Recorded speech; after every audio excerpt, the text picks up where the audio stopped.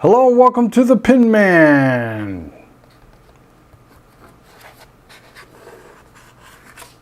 Okay, just for the fun of it, this is somewhat of a dissection video on the Hong Dian 100. One of our viewers, Andrew, asked a question about the blind cap. If I understood his question correctly, he was asking, how solid is that as far as staying on? Because apparently some blind caps, slip off. And so what I'm going to do is I'm going to take this thing apart so that you can get a good look-see and see for yourself. Maybe I can do some things, satisfy some curiosities so that you don't have to. All right, I've emptied this pin out, so we're going to start fresh here. To get the nib off, the feed does not unscrew from the grip. You have to do the friction pull there, and inside you'll see that it has this O-ring, a very thin O-ring, and I believe, if that'll focus in there, you can kind of see an indentation around the lip there, the rim, and I believe that fits in there. So perhaps just an extra measure to, in case of any leakage. I have not tried this pin without that. So I did, by the way, try a standard Yovo nib on here, and it fit. So if there's other nibs you really like this pin, but you want some more nib options, you can buy other Yovo nibs and they will fit. Again, I didn't try it actually out, but it's the same thing. So this thing fits on. You can see this flat part of the feed, and there's the flat part of the section, just like other pins that you probably own. You just match that up, put it in, and then that little O-ring kind of hides itself in there. It finds a little seat for it. Okay, so there we got the nib and the feed in there. All right, now we come to, and I'll go ahead and show you this while I have it. I got to do some rearranging of lights and all that so you can see this better. Okay, so you can see inside the window there, and I will turn this about 3.5 stops. There it is. Okay, so you can see the little, plunger. Okay, so that's right there. All right, let's get this back. Get that out of the way. All right, next, let's say you want to do a thorough cleaning. You can remove that, and that'll empty out the grip section so you can clean there. It also leaves a hole into the body of the pin. So we're going to take this up, and with this pin, at least where I got it from, I can't really say where it was without looking, but anyway, Hong Dian supplied, or the seller supplied, a little wrench. Okay, so you can see the little grippers, hooks there, and that goes into 2 indentations. Focus. Okay, so you can see it right there, and then there's one on the other side. So you just take this, you put it in there, find the other one. I think I got them. Now, then you want to put some upward pressure and hold it there with your thumb, and then twist this clockwise back down to where this holds in there, so this isn't slipping out all. Okay, so counterclockwise now. See, the wrench holds in.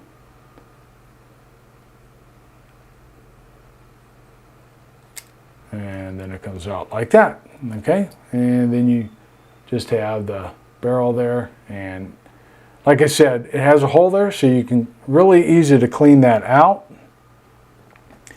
Now here comes the fun part. All right, so you have your plunger there, and what one guy I saw suggested was to, when you're getting this out cleaning, that you go ahead and put some silicone grease, which I will end up doing that once I'm done with the video, but for time's sake, I'm not going to right now. All right, so this is all plastic here, and then this part is brass, so I'm gonna screw this off, get the wrench out of there. Okay, so I'm coming back here, plunger's extending. Let me take that off. Now, you don't have to go this far. When you're cleaning this pin, just leave that wrench in there and tighten and do all your cleaning, and then put this thing back in. Okay, this part, don't do. I'm doing this just because somebody asked me and I was crazy enough. And what I failed to do was to check all my spaces where this thing should be before I put this thing back on and all. So I really had to play with this a lot to get everything working right. Because this plunger, if you don't get it right, then this doesn't sit far enough, or it sits too far back, or, you know, wants to close up before it should, or this plunger gets too far down the barrel and doesn't want to work right. Anyway, so you're going to take this off. This comes out. This is just that brass piece there. All right. This comes out. Oops. Okay, this comes out, and you can see that it's flat. And it has this flat side there. And inside here, you have your threads. And then if you could see those little slots, there's 4 slots. And so no matter how you put this back in there, it will find a seat pretty quick. All right, so here, Andrew, I think is what you're wondering, is a plastic insert inside this metal exterior. I'm not sure. This may be aluminum, maybe, I don't think it's brass. Could be aluminum or tin. I don't know. I don't know if they make these things out of tin. Anywho, there's your plastic insert. Now, if this thing is glued in there properly or screwed in, I don't know what they use to fix this in there. They probably just glued it. I'm assuming it's going to hold. Again, there's not going to be pressure, so unless after a while, years, that glue just dries out and somehow this thing pops off. But it seems to be fitting in there pretty good. All right, so if you got crazy and wanted to do this to this extent, here's my advice. Put that back in there, and then you see the threads. You know, these threads go into the body, and then these threads are for the cap. Just screw that cap to where the threads are almost hidden, but not. Okay, so you back off just a tad. All right, hold that so it's not moving around. And when you go to screw this in, it doesn't turn all this, all right? So you're holding both the brass insert and the cap. Everything's together there. All right, screw that in there. All right, now you're going to take this, find your grooves. And the grooves are easy to find now because they're right there. All right, make sure you get them on both sides. Do the same thing. Okay, now you're ready to go back into the pin. Get that seated down in there, and then screw clockwise. Once you have that screwed in, you just unscrew, hold your wrench there, because otherwise since it's tight on there, you try to unscrew it, it's going to take the wrench along with it and the rest of the brass insert, as you saw starting to happen. Okay, so you keep that from turning. Just turn that to where you can get that out. All right. So there you go. That's how you get that working. Now, I mentioned in the video, my review video, that I think this thing holds a lot of water. Well, I kind of wonder how much water. So here's what we're going to do. I'm going to take this all the way down, and we are going to take a glass of water, and we are going to fill.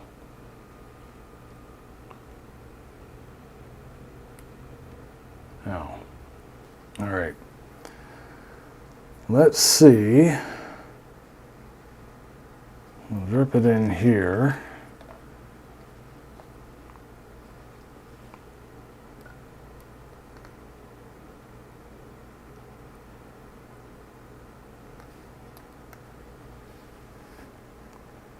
Wow, well, it looks like about a milliliter.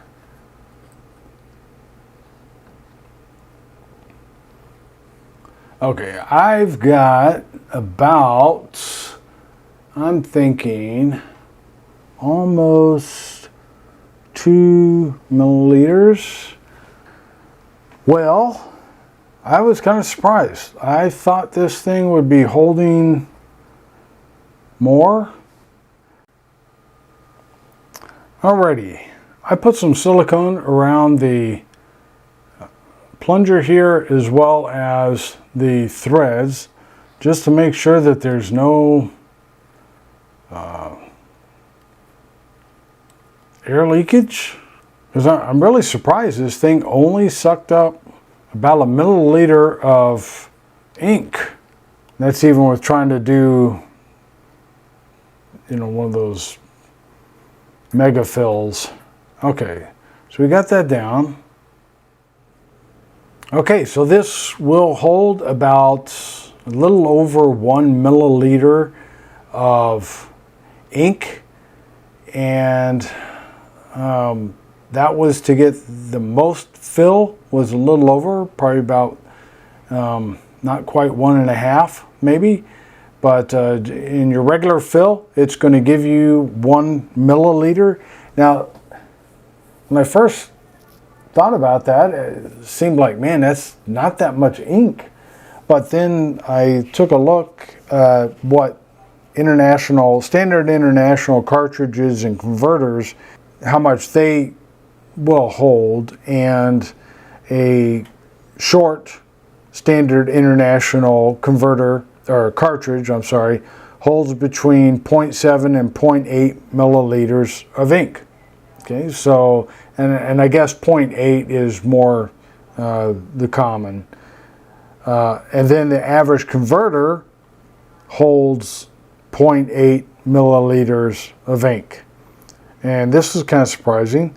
The average piston filler holds between 1.2 milliliters, so about what this has, to 2.5 milliliters. I would imagine that may be what the TWSBI Eco would hold. Its capacity would be big. So I'm thinking that this looked like it would hold a lot more, like maybe a TWSBI Eco, but I guess not. But it's not unusual. It is kind of average. It's on the low side of average for a piston filler, but you will get more ink capacity than you would from a standard international short cartridge or your typical standard international converter. So there you have it. All right, I hope you have found this helpful. Alrighty? All right, y'all have a great day.